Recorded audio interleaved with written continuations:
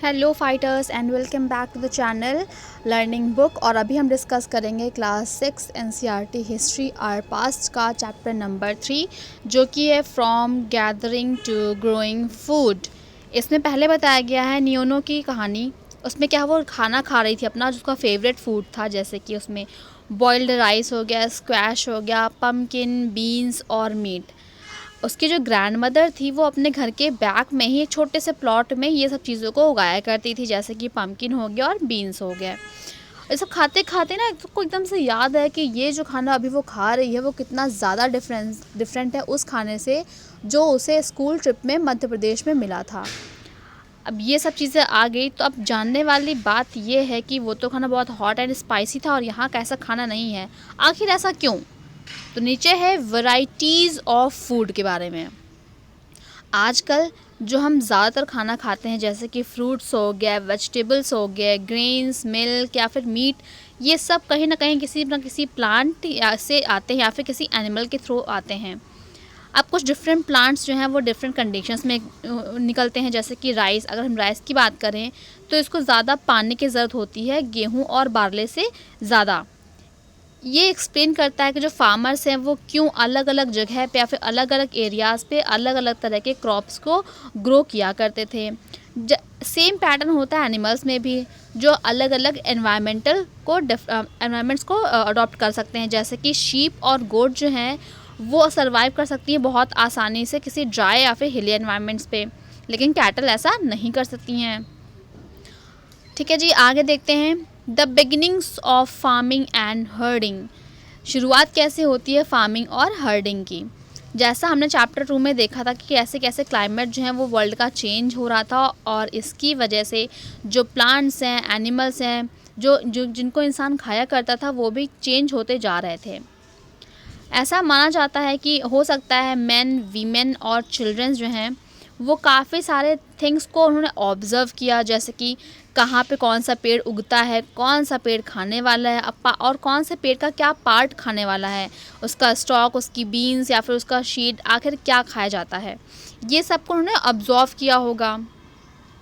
और फिर ऐसा भी हो सकता है, मे बी मतलब परहैप्स से ऐसा हो सकता है कि फिर उन्होंने चीज़ों को देखा हो कि आखिर प्लांट्स कैसे ग्रो करते हैं, कैसे सर्वाइव करते हैं, उन सबको उन्होंने ऑब्ज़र्व किया हो और फिर धीरे धीरे उसको प्रोटेक्ट करना शुरू कर दिया हो बर्ड्स से, एनिमल्स से, जिससे कि क्या हो वो और ग्रो हो और उनके जो शीड्स हैं वो पक जाएं।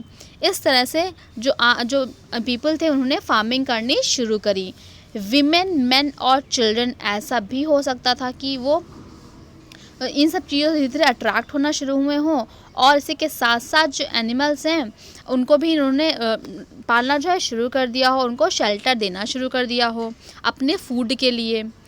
जो पहला एनिमल जिसको कि रखा गया था, पाला गया था, वो था wild ancestor of dog.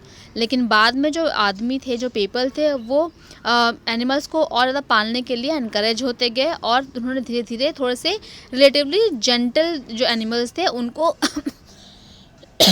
Sorry उनको पालना शुरू किया और उनको रखते कहाँ थे? अपने कैंप के पास से, जिससे कि क्या हो उनको जो बाकी जानवर उनको खा ना पाएँ। इस तरह से कुछ एनिमल्स जैसे कि शीप, गोट, कैटल, इन सबको उन्होंने अपने पास रखना शुरू कर दिया और धीरे धीरे करते करते करते इन्होंने और जानवरों को पालना शुरू कर दिया। और ये खाते थे ग्रासेस। और ज़्यादातर यही होता था कि जो जिन जिन जानवरों को आप पाल, जैसे कि आपका कोई पेट है, आप उस पेट को अपने दूसरे किसी जानवर से प्रोटेक्ट करते हो, तो सेम टेंडेंसी इनके में भी थी कि ये अपने जो इनका पेट एनिमल था उसको किसी वाइल्ड एनिमल के अटैक से बचाएं और इस तरह से वो हर्डर भी बन गए। अब है डोमेस्टिकेशन। डोमेस्टिकेशन क्या होता है आखिरकार? ये एक ऐसी प्रोसेस होती है जब इंसानों ने प्लांट्स को उगाना शुरू कर दिया था और उनकी रक्षा करनी शुरू कर दी थी एनिमल्स से। काफ़ी बार ऐसा होता था क्या, जो प्लांट्स और एनिमल्स हैं जिनको पीपल के द्वारा रखा जाता था वो बहुत ही डिफरेंट होते थे उन वाइल्ड प्लांट्स या फिर एनिमल्स से। ऐसा इसलिए क्योंकि जो पीपल थे उन्होंने कुछ सिलेक्टेड प्लांट्स और एनिमल्स ही रखे थे डोमेस्टिकेशन के लिए। जैसे इसमें एग्जांपल दिया गया है क्या, इन्होंने केवल वही प्लांट या फिर एनिमल्स को चूज़ किया जो कि किसी डिजीज़ को प्रोन नहीं करते हैं, और साथ ही साथ उन्होंने ऐसे प्लांट्स को भी सिलेक्ट किया जिनकी यील्ड क्या हो, काफ़ी लार्ज हो, उनका ग्रेन का क्या हो, काफ़ी लार्ज साइज़ का हो, और उनके पास स्ट्रॉन्ग स्टॉक हो, और उनके पास कैपेबिलिटी इस बात की हो कि वो जब उनका फल पके तो उसको वो उसके वेट को वो होल्ड भी कर सकें। सीड्स को भी ऐसे उन्होंने सेलेक्ट किया इन्हीं प्लांट्स की वजह से, जिससे कि क्या हो, वो आगे उसको प्रिजर्व कर सके और इंश्योर कर सके और आने वाले सीज़न में उसको वापस से ग्रो करके वापस से वो अपने लिए फूड को इंश्योर कर सकें। वैसे ही अगर एनिमल्स की हम बात करें जो कि काफ़ी रिलेटिवली थोड़ा जेंटल हुआ करते थे और ब्रीडिंग के लिए भी होते थे अच्छे, उनको ही सिलेक्ट किया गया। अब इसके फलस्वरूप हुआ क्या, धीरे धीरे जो है डोमेस्टिकेशन होना शुरू हो गया एनिमल्स का भी और प्लांट्स का भी, जो कि काफ़ी डिफरेंट थे उन वाइल्ड प्लांट्स या फिर एनिमल से। जैसे एग्जांपल दिया हुआ है क्या, जो टीथ थे और जो हॉर्न्स थे वाइल्ड एनिमल्स के, वो यूजुअली थोड़े से लार्जर हुआ करते थे उन जानवर से या फिर एनिमल्स उन जानवरों से जो कि डोमेस्टिकेटेड थे। ठीक है जी। अब जो डोमेस्टिकेशन है एक तरह से बहुत ही ग्रेजुअल प्रोसेस है जो कि काफ़ी जगहों पे मतलब वर्ल्ड के काफ़ी डिफरेंट प्लेसेस पे भाग हुआ था इसका। जैसे कि शुरू हुआ था करीब 1200 साल पहले, और इसमें धीरे धीरे हुआ क्या, जो भी प्लांट्स और एनिमल्स थे उनको हम आज भी यूज़ करते हैं, और धीरे धीरे ऐसे ही डोमेस्टिकेशन जो है शुरू हो गया। आगे बढ़ते हैं अब हम a new way of life की बात करी गई है। अगर हम एक प्लांट का शीट देखते हैं तो उसमें हम नोटिस करेंगे क्या, ये कुछ टाइम लेता है ग्रो करने के लिए। ऐसा हो सकता है कुछ दिन ले, कुछ वीक ले, कुछ महीने ले, या फिर कभी कभी होता क्या है इसमें तो कुछ साल भी लग जाते हैं। वैसे ही जब इंसानों ने पेड़ों को लगाना शुरू किया तो इसका मतलब ये हुआ कि उनको उस जगह पे रुकना पड़ेगा, क्योंकि प्लांट्स को ग्रो करने के लिए पानी की ज़रूरत होती है और उनकी देखरेख करनी पड़ती है एनिमल्स या फिर बर्ड्स से। इस तरह से जब तक वो जो आपका पेड़ लगा हुआ है उसमें फल फूल निकलने शुरू ना हो जाएं, और इस तरह से लोगों ने इस जगह पे रहना भी शुरू कर दिया। अब जब फल फूल निकलते थे तो लोग खाते थे और उसको फ्यूचर के लिए बचा के भी रख लेते थे, जिससे कि जैसे कि उसको स्टोर करते थे, और स्टोर करने के बाद काफ़ी सारे आइडियाज़ भी आते थे। और कभी कभी तो होता ये था कि वो उन स्टोरेज को कहीं अपनी जगह पे मतलब एक जगह से जब दूसरी जगह पे वो ट्रैवल करते थे तो वो जो उनके पास बचा हुआ खाना था, मतलब जो स्टोरेज फूड था, उसको भी यूज़ करते थे अपने साथ आने जाने में। और ऐसे क्या हुआ, कहीं कहीं पे जहाँ जहाँ वो शीट्स गिरे वहाँ पे डिफरेंट तरह के पेड़ पौधे निकल के आ गए। स्टोरिंग एनिमल्स की बात करी गई है। जो एनिमल्स हैं वो भी क्या हुआ, नेचुरली मल्टीप्लाई होते गए। हालांकि इनको हमें बहुत ज़्यादा केयर करनी पड़ती थी, जो कि हमें मिल्क प्रोवाइड करते थे, जो कि एक बहुत ही अच्छा इंपॉर्टेंट सोर्स था फूड का, और मीट भी देते थे जब कभी भी रिक्वायर्ड होती थी तब। या फिर दूसरे शब्दों में कह सकते हैं कि जो एनिमल्स थे जो कि अपने पास रखते थे वो उनका एक तरह से स्टोर फूड था, क्योंकि जब भूख लगी, आपके पास अनाज नहीं है, आपने जानवरों को काटा पीटा, उनका दूध लिया और खा पी लिया। चलिए आगे बढ़ते हैं। Finding out about the first farmers and herders. आप देखते हैं आखिर पहले फार्मर्स और हर्डर्स थे कौन। ठीक है जी।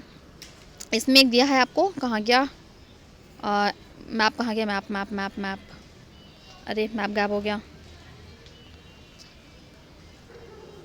मैप नहीं दिख रहा मुझे। चलो भी देखते हैं मैप कहाँ है। हाँ फिलहाल अभी आगे कंटिन्यू करते हैं हम।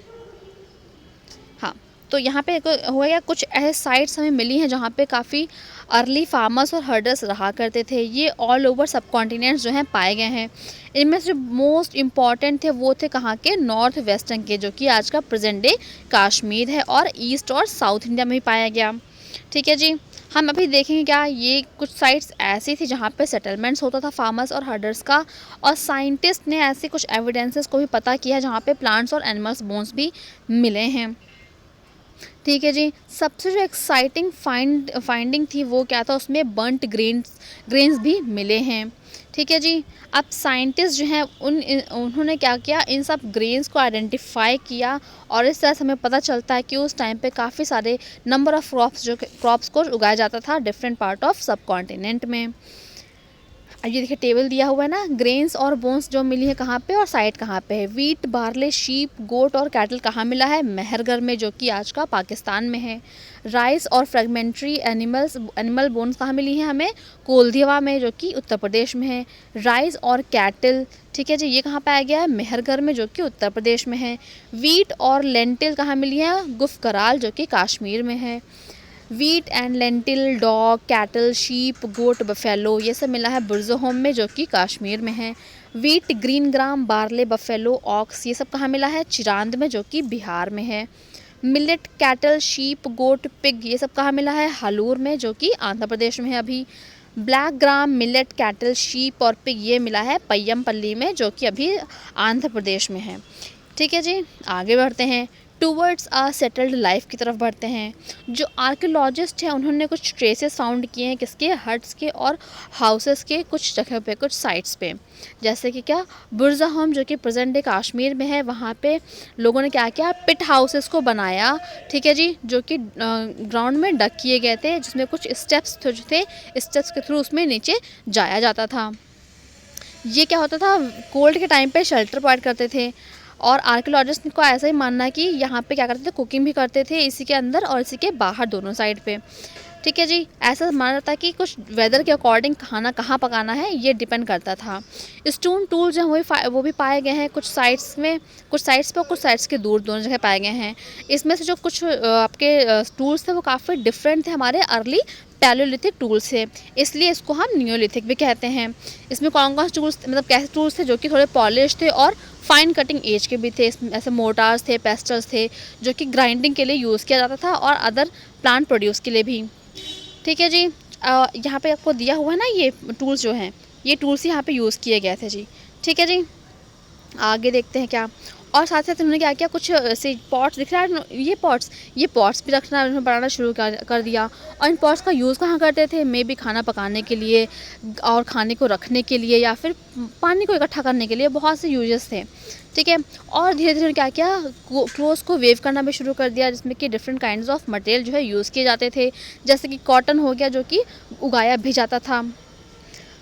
ठीक है जी, ऐसा हो गया। अब आगे का जो हम आगे का भी करेंगे अपने हम नेक्स्ट लेक्चर में। अभी के लिए इतना ही रखते हैं, आगे मिलेंगे आपसे नेक्स्ट लेक्चर में। तब तक के लिए bye bye and thank you.